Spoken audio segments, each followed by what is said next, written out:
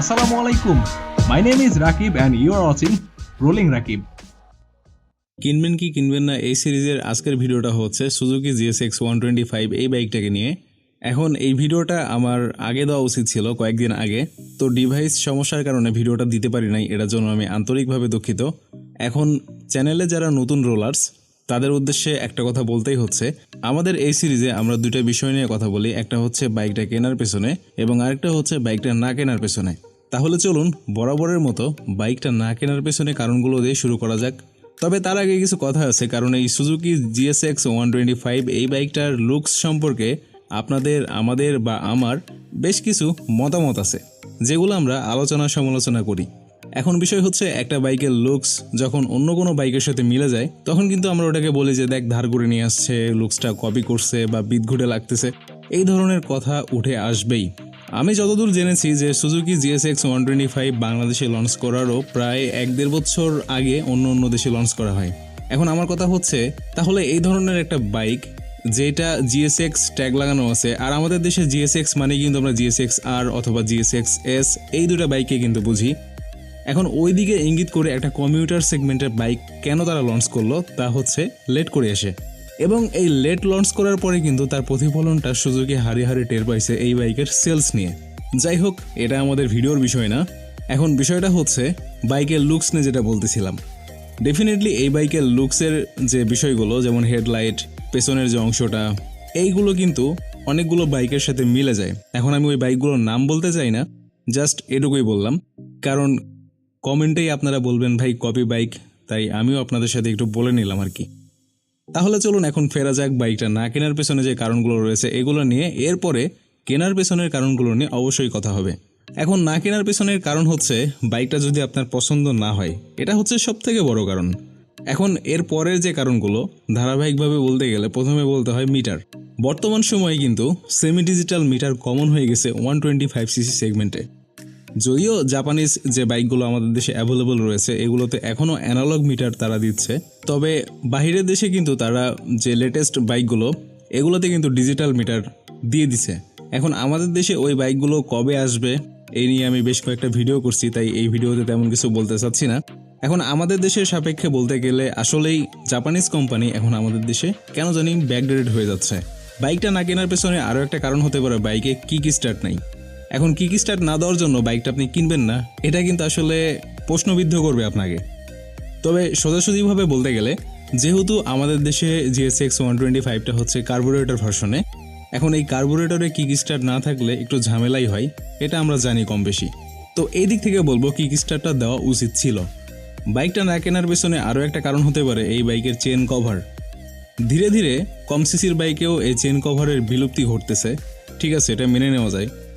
এখন ওই ঘুরে ফিরে আবার ডিজাইনের কথাই বলতে চাচ্ছি, এটা কোন ধরনের ডিজাইন রে ভাই? আমি সুজুকি GSX এই বাইকটাকে ছোট করে বলতেছি না, বাট যদি একটু ডিজাইনটা ভালো করতো হয়তো বা দেখতে একটু ভালো লাগতো। এখন আমার কথা হচ্ছে, কমিউটার বাইক হিসেবে চেন কভার কিন্তু দেওয়া উচিত ছিল। এখন সুজুকি কি করলো, GSX ট্যাগ লাগিয়ে দিয়ে এটা স্পোর্টস বাইকের মতো ডিজাইন করতে গিয়ে বিদঘুটে একটা ডিজাইন করে ফেললো। এতে কি হইল না, বাইকটা আমাদের পছন্দ হলো, লোকসানটা হলো সুজুকির। তবে চেন কভার থাকা না থাকা এই বিষয়ে কথা বলতে গেলে, চেন কভার যদি থাকে তাহলে আপনার চেন মেনটেনেন্স খরচটা একটু কমে, আহামরি তেমন খরচও না, কিন্তু ওই কস্ট কাটিংটা আপনার হতো। যদি আপনার চেন কভার থাকতো তাহলে চেনটাও লং লাস্টিং হইতো। যদিও এই চেনের টুকটাক যত্ন করতে গেলে টুকটাক সময় বের করতে হয়, আমরা তো অলস জাতি, আমাদের কাছে এত সময় কোথায়, সেদিক বিবেচনা করে বলতেছি চেন কভার দিলে ভালো হতো। বাইকটা না কেনার পেছনে 4 নম্বর কারণ হতে পারে এই বাইকের হেডলাইটের আলো।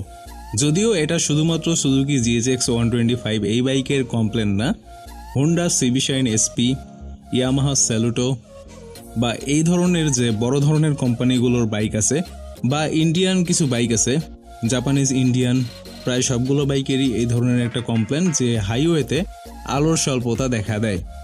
এখন এটা কিন্তু আফটার মার্কেট অনেকে ফিক্স করে নাই, বাই ডিফল্ট কোম্পানি থেকে সলভ করে দিলে ভালো হয়।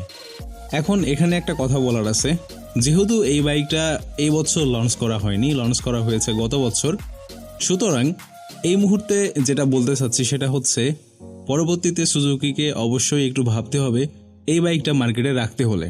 কারণ আমার মতে এই বাইকটা যদি ডিসকন্টিনিউ করা হয় তাহলে সুজুকির জন্য ভালো, এবং এই বাইকটাই যদি হচ্ছে আপনার ঘুরিয়ে ফিরে একটু আপগ্রেড করে মার্কেটে নিয়ে আসা হয় তাহলে ভালো হয়। যেমন হচ্ছে এলইডি হেডলাইট, অন্তত semi digital speedometer, kick start যদি এফআই না হয় তবে, এবং চেন কভার। এছাড়াও হয়তো আরও কিছু বিষয় আছে, এইভাবে আলোচনা করতে করতে বিষয়গুলো বের হবে। এখন বাইকটা না কেনার পেছনে আরও একটা কারণ হচ্ছে এই বাইকের টায়ার সাইজ। যদিও 125cc সেগমেন্টের যে বাইকগুলো টায়ার সাইজ কিন্তু এভারেজ এরকমই হয়, তবে একটা দিক বিবেচনা করতে গেলে হোন্ডা সিবি শাইনের স্পিড থেকে সুজুকি GSX 125-এর রেয়ার টায়ারটা কিন্তু 10 সেকশনের বড়, 90/90, এবং হোন্ডা সিবি শাইনের স্পিড কিন্তু সামনে পেছনে আপনার 80 সেকশনের টায়ার। আমি যেটা বলতেছি সেটা হচ্ছে ফ্রন্ট টায়ার নিয়ে 2.75 না দিয়ে 90/90 বা 80/90 দিলে ভালো হইতো, যদিও 2.75 অ্যারাউন্ড 80-র মতোই হয়। এখন টায়ার সাইজ মোটা করতে গেলে আরও কিছু প্রশ্ন আসে, সেটা হচ্ছে বাইকের মাইলেজ এবং টপ এন্ড। আসলে এই বাইকগুলো থেকে আপনার রেডি পিক আপ বা হচ্ছে টপ স্পিড আশা করার না, কারণ এটা হচ্ছে আপনার কমিউটার মানে স্ট্যান্ডার্ড ক্যাটাগরির কমিউটার বাইক। তো এই দিক বিবেচনায় কোম্পানি চিকন টায়ার দেয় যে যাতে বাইকের পাওয়ার লস না হয় এই কারণে। তবে চিকন টায়ারে কন্ট্রোলিং ব্যাঘাত ঘটে এটা আমাদের জানা, কারণ এই বাইকগুলো নিয়ে উচ্চ গতিতে রাইড করতে গেলে স্ট্যাবিলিটি কমে যায়। এখন যদি মোটা টায়ার ব্যবহার করা হয় তাহলে সমস্যা হবে, আপনার মাইলেজ কিছুটা কমে যাবে এবং টপ এন্ড কিছুটা কমে যাবে। এখন এই ছোট সিসির যে বাইকগুলো বা কম সিসির বাইকগুলো, এগুলোর টপ স্পিড কতই বা উঠে, তো সেখান থেকেও যদি কিছুটা কমে যায় এই কারণে কোম্পানি চিকন টায়ার প্রোভাইড করে।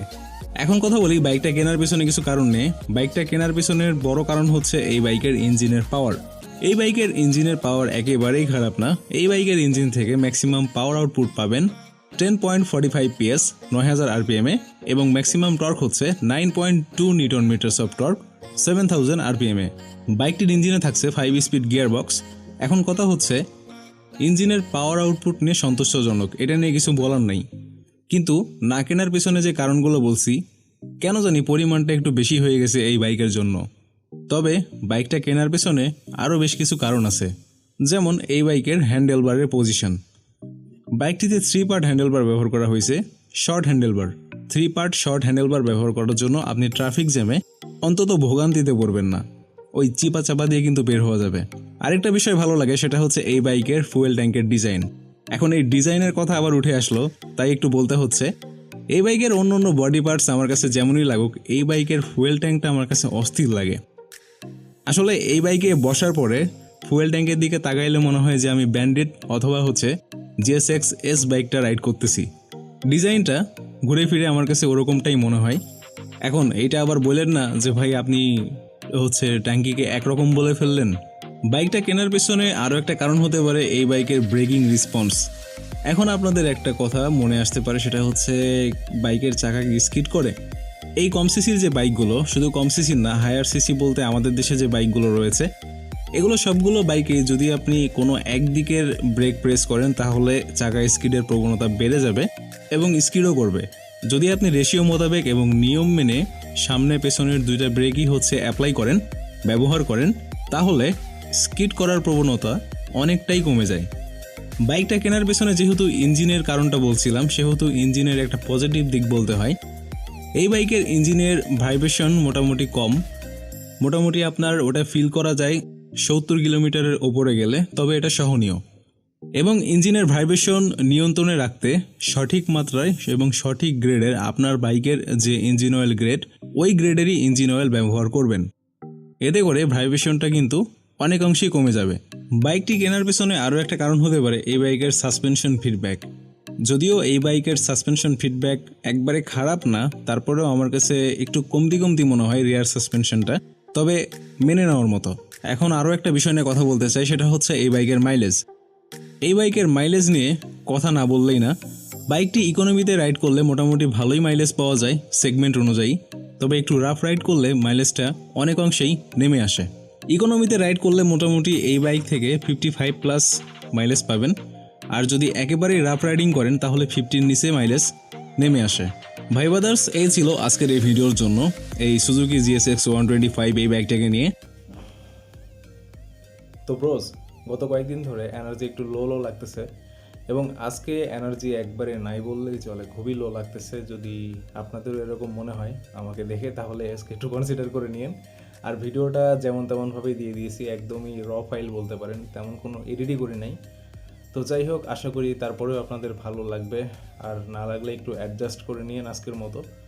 তো বাইক সম্পর্কে যেটা বলতেছিলাম যে GSX 125 এই বাইকটা আপনার ব্রেক ইন পিরিয়ডে মাইলেজের ক্ষেত্রে কিন্তু একটু ড্রপ করে।